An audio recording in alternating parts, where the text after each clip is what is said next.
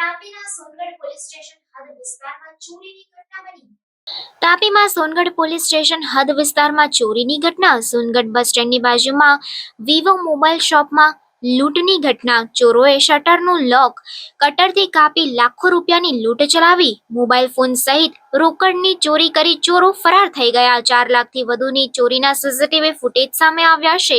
Songadh police સ્ટેશનથી 500 મીટરની અંદર જાહેર રસ્તાની બાજુમાં ચોરીની ઘટના બનતા પોલીસની નાઇટ પેટ્રોલિંગની કામગીરી સામે અનેક સવાલો ઊભા થયા. રિપોર્ટર સરવર પાડવી, crime reporters TV news, Tapi.